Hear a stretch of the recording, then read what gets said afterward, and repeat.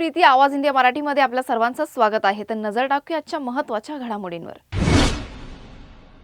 राज्यातील 29 महानगरपालिकांच्या निवडणुकांसाठी चालू असलेला प्रचारात संध्याकाळी 5 वाजता थंडावणार आहे। गेल्या महिन्याभरात उमेदवारांनी मतदारांशी संपर्क साधत प्रभागातील घरेदारे पिंजून निवडणूक प्रचार केला। चिन्ह वाटपानंतर प्रचाराला गती मिळाली होती। उमेदवार आणि कार्यकर्त्यांनी मतदारांना कामांची आश्वासनं दिली, संवाद साधला आणि विजयासाठी पाठबळ मागितलं। मतदान 15 जानेवारी 2026 रोजी होणार आहे। बृहन्मुंबई महानगरपालिका सार्वत्रिक निवडणुकांसाठी गुरुवार 15 जानेवारीला प्रत्यक्ष मतदान होणार असून त्याच पार्श्वभूमीवर महाराष्ट्र शासनाने सार्वजनिक सुट्टी जाहीर केली आहे। ही सुट्टी महानगरपालिका कार्यक्षेत्रातील केंद्र आणि राज्य शासनाची शासकीय कार्यालय, निमशासकीय कार्यालय, सार्वजनिक उपक्रम, बँका, उद्योग, कारखाने, खासगी कंपन्या, दुकाने, शॉपिंग सेंटर, मॉल्स, माहिती व तंत्रज्ञान कंपन्या, रेस्टॉरंट्स, खाद्यगृह, नाट्यगृह यांना लागू राहणार आहे। अपवादात्मक परिस्थिती जर आस्थापनांना संपूर्ण दिवस सुट्टी देणे शक्य नसेल तर मतदारांना मतदानाचा हक्क बजावण्यासाठी 2 ते 3 तासांची विशेष सवलत दिली जाईल। मतदारांनी कामांच्या कारणाने मतदानापासून वंचित राहू नये म्हणून मुंबई शहर, पूर्व उपनगर व पश्चिम उपनगर यांसाठी दक्षता पथक स्थापन केले गेले आहे। भारतीय जनता पक्षाचे तामिळनाडूचे प्रदेशाध्यक्ष के अन्नामलाई यांनी सोमवारी राज ठाकरे यांच्यावर जोरदार हल्लाबोल केला।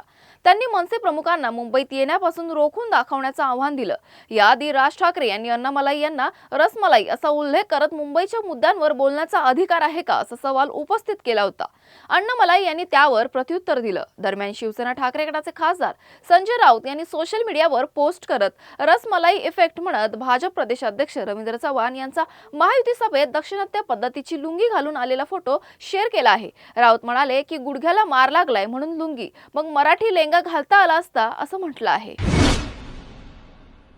2014 नंतर पंतप्रधान नरेंद्र मोदी यांच्या नेतृत्वाखाली अर्थव्यवस्थेतील वाढ आणि उद्योजकतेविषयी मनसे प्रमुख राज ठाकरे यांनी मुख्यमंत्री देवेंद्र फडणवीस यांच्यात वाद सुरू आहेत। राज ठाकरे यांनी फक्त गौतम अदानी समूहाला महत्त्वाचे प्रकल्प मिळाले आणि वाढीची संधी दिली गेल्याचा आरोप केलाय। यावर फडणवीस यांनी उत्तर दिलंय की ते अदानींचे वकील नाहीत, परंतु 2014 नंतर केवळ अदानीच नाही तर अनेक भारतीय उद्योग समूहांचा प्रचंड विस्तार झालाय।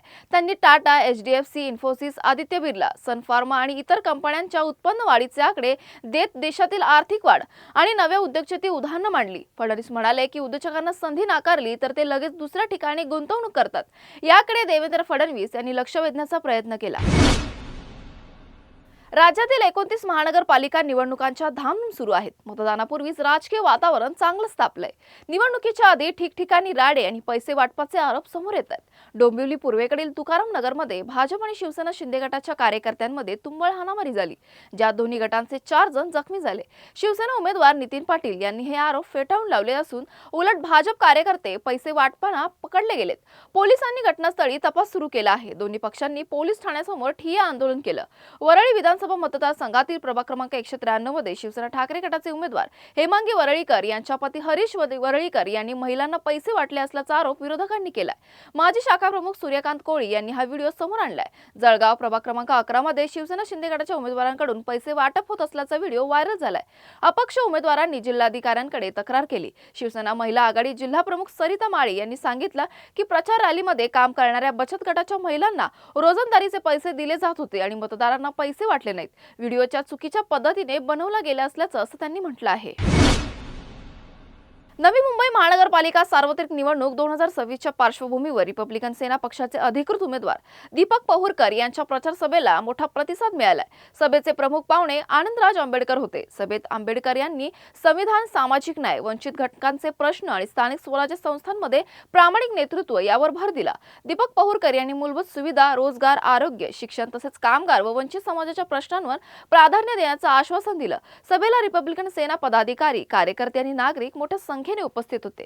सर, काय सांगणार आहात? एकंदरीत नवी मुंबईमध्ये 5 उमेदवारी देण्यात आलेले आहे, कसं प्रचार होतोय, काय सांगणार सर? आमचे कार्यकर्ते जे 5ही आहेत ते हाडाचे कार्यकर्ते आहेत, लोकांशी संपर्कात आहेत, लोकांचे कार्य करणारे आहेत आणि त्यामुळे लोकांना प्रचंड असं त्यांना पाठिंबा मिळतोय। आज या प्रभागामध्ये आमचे दीपक भाऊ पहुरकर आहेत, ज्यांची ऑटो रिक्षा निशाणी आहे आणि आपण पाहत असाल अत्यंत सामान्य आहे। कुठच्याही कार्यकर्त्याला एक पैसा देऊन बोलवत नाही, तरी कार्यकर्त्यांचा मोठा संच त्याच्या पाठीमागे उभा आहे।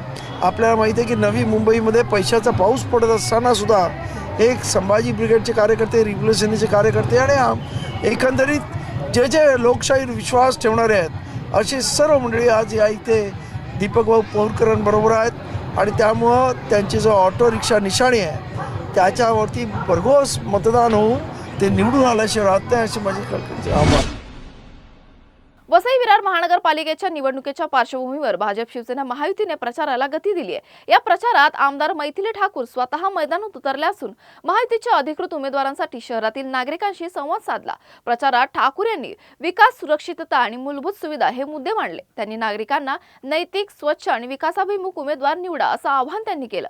तसेच महायुतीच्या उमेदवारांचा प्रामाणिकपणा आणि सक्षम नेतृत्व यावर भर देत जनतेचा विश्वास हीच खरी ताकद असल्याचं सांगितलं आहे. लातूरमधील जानवळ जिल्हा परिषद गटातील भाजप कार्यकर्ता मेळावा यशस्वीरित्या संपन्न झाला. या कार्यक्रमाचे उद्घाटन भारतीय जनता पक्षाचे जिल्हाध्यक्ष आणि माजी मंत्री बसवराज पाटील यांनी केलं. कार्यक्रमात सकारात्मक भूमिका सादर करत नगराध्यक्ष राजूर उपस्थित होते. कार्यक्रमादरम्यान पक्षाच्या आगामी कार्यक्रम योजनांवर चर्चा करण्यात आली आणि कार्यकर्त्यांचा उत्साह वाढवण्यासाठी विविध सत्रांचं आयोजन करण्यात आलं होतं. निवडणुकीच्या रणधुमाळीच्या काळात शिंदे गटाच्या शिंदे शिवसेनेला मोठा झटका बसलाय.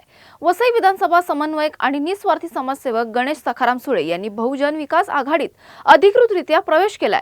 या घटनेत त्यांच्या कार्यकर्त्यांनीही सहभाग नोंदवला आहे, ज्यामुळे बहुजन विकास आघाडीच्या पक्ष सामर्थ्यावर भर पडण्याची शक्यता आहे. तुर्तास वेळ झाली. इथेच थांबण्याची. नवीन बातम्या बघण्यासाठी पाहत राहा आवाज India Marathi.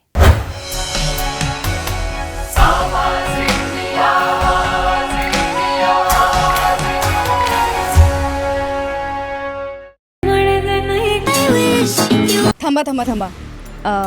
This is adult content, so if you are below 18 just scroll up. But जे अबाव 18 आहेत त्यांच्यासाठी नाही, हा कुठला प्रमोशनल व्हिडिओ नाही आहे. हे माझ्या फिल्मचं प्रमोशन नाही आहे, कुठल्या शोचं प्रमोशन नाही आहे, कुठल्या नाटकाचंही प्रमोशन नाही आहे. This is promotion of voting day. 15 जानेवारी 2026 रोजी निवडणुका आहेत. बृहन्मुंबई महानगरपालिका सार्वत्रिक निवडणुका आहेत. So get out of the houses आणि वोट. आणि आपलं नाव ज्या मतदान केंद्रावर आहे तिथे जा, आपलं व्हॅलिड ID कार्ड घेऊन जा आणि वोट करा. बिकॉज वोटिंग फील्स नाईस यार. आपलं वोट आपली responsibility. Let's celebrate democracy together. Happy voting. कर मतदान, सांगते संविधान.